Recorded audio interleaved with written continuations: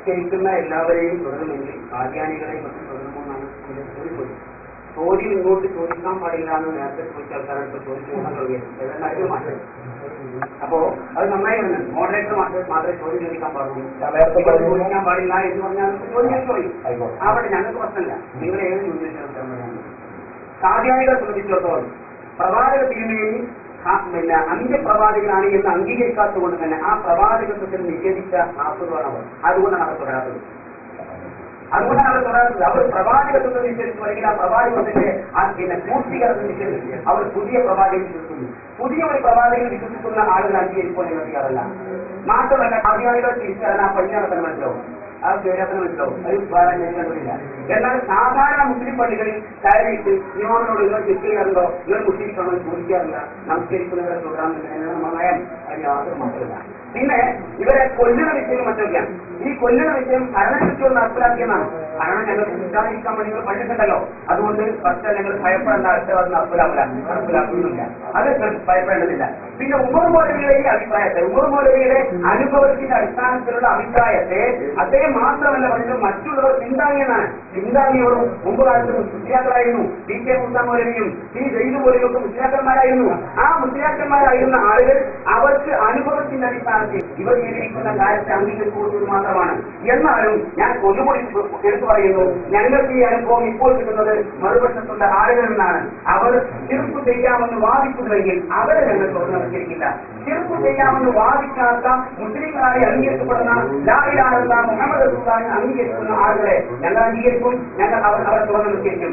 മാത്രമല്ല നമസ്കാരത്തിന് മുമ്പ് അശ്ഹദു അന്ന മുഹമ്മദ് റസൂലുള്ളാഹ് എന്ന് അടക്കമുള്ള ബാങ്കും ഇഖാമത്തും നിർവഹിച്ചുകൊണ്ടാണ് അവർ നമസ്കരിക്കുന്നത്. അതുകൊണ്ട് തന്നെ അവരെ തുറന്നവരിക്കുവാൻ ഞങ്ങൾക്ക് യാതൊരു പ്രയാസമില്ല. ഇടയ്ക്ക് മുമ്പ് ഒരു കുട്ടികൾ തേങ്ങലുണ്ട് എന്ന് പറഞ്ഞാൽ നമസ്കാരത്തിലും ചെറുക്കില്ലേ എന്ന് അസ്സലാമു അലൈക്കും അയ്യുഹൻ നബിയു എന്നത് ചെറുക്കല്ലേ എന്ന്. അത് ചെറുക്കാണെങ്കിൽ ഞങ്ങളുടെ വഴിയില്ല.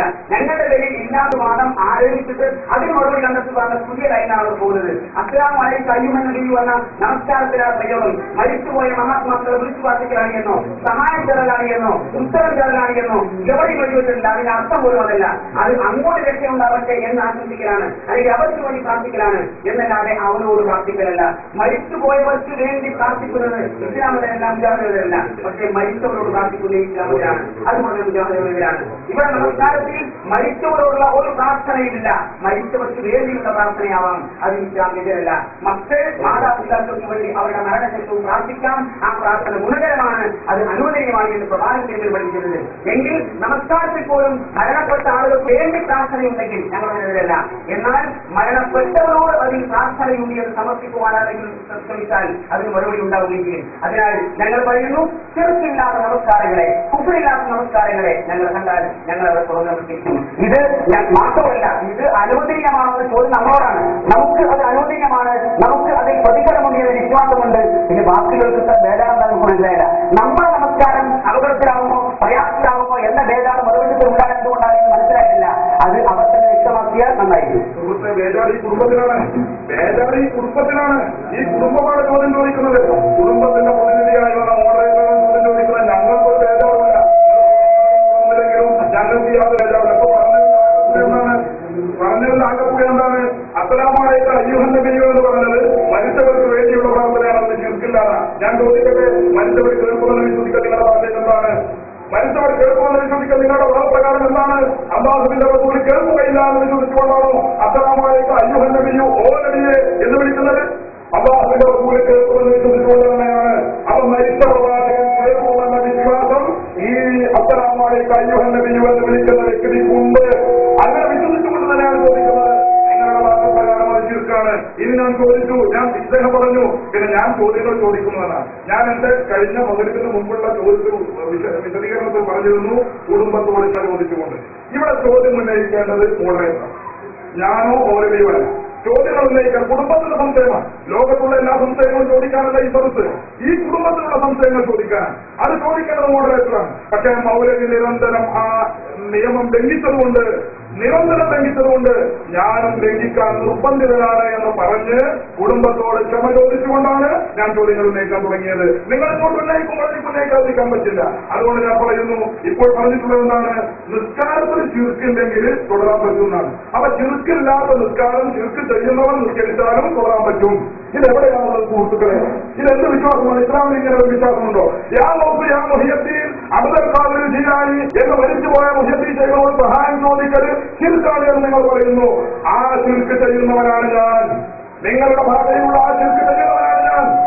എന്നാൽ എന്നെ പോലെയുള്ള ഒരു ഇമാമിനെ തുടർന്ന് നിസ്കരിക്കുന്നതിനെ കുറിച്ചാണ് താങ്കളോടുള്ള ചോദ്യം. ശിർക്ക് ചെയ്യാത്ത ഇമാമിനെ കുറിച്ചല്ല. നിങ്ങളുടെ ഭാഷയിലുള്ള ശിർക്ക് ചെയ്യാമെന്നും അത് ചെയ്യുകയും ചെയ്യാമെന്ന് വാദിക്കുകയും അത് ചെയ്യുകയും ചെയ്യുന്ന ഇമാമിനെ തുടർന്ന് നിസ്കരിക്കാമോ എന്നാണ്. സുന്നിപ്പള്ളിയിലെ ഇമാമ് യാവുദ്ദീൻ എന്ന് വിളിക്കുകയും അങ്ങനെ വിളിക്കാമെന്ന് വാദിക്കുകയും ചെയ്യുന്ന ആളാണ്.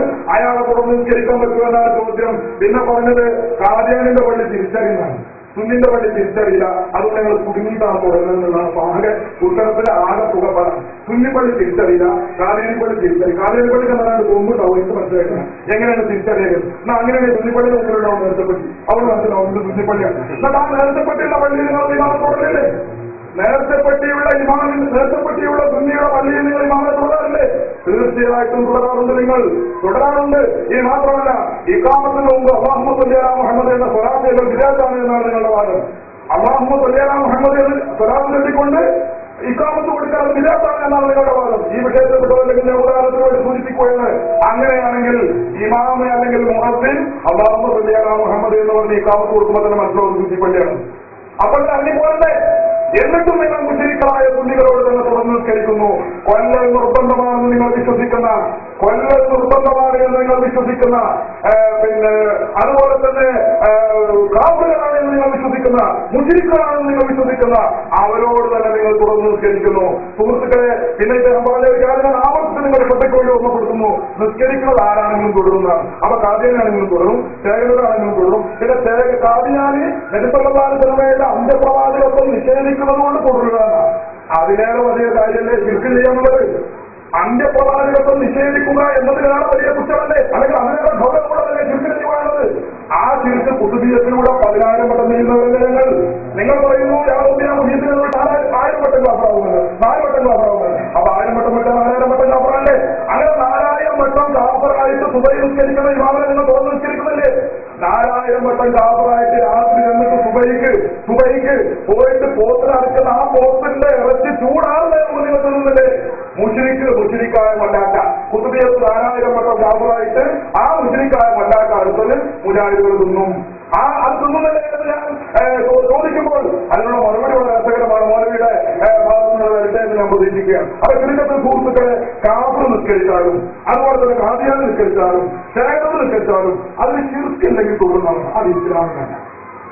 അത് ഈ ശിർക്കിനോട് പൊരുത്തപ്പെട്ടു പോകുന്ന അല്ലെങ്കിൽ ശിർക്കിനോട് പിന്നെ സമരസപ്പെട്ടു പോകുന്ന ഒരു സാഹചര്യവും പരിശുദ്ധ ഇസ്ലാമിലില്ല. ശിർക്കാണോ ചെയ്യുന്നത് അവൻ മുശ്രിക്കാണ്. മുശ്രിക്കിനെ സംബന്ധിച്ചിടത്തോളം അവനെ തുടരാൻ പാടില്ല.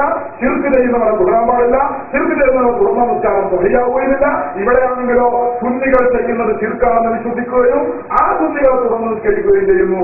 പള്ളി തിരിച്ചറിയാത്തതുകൊണ്ടാണ് ഞങ്ങൾ തുടർന്ന് നിസ്കരിക്കുന്നത്. അവരുടെ ആ വാദം വളരെ ബാധിതമാണെന്ന് ഈ സ്ഥലത്ത് ബോധ്യപ്പെട്ടിരിക്കുന്നത്.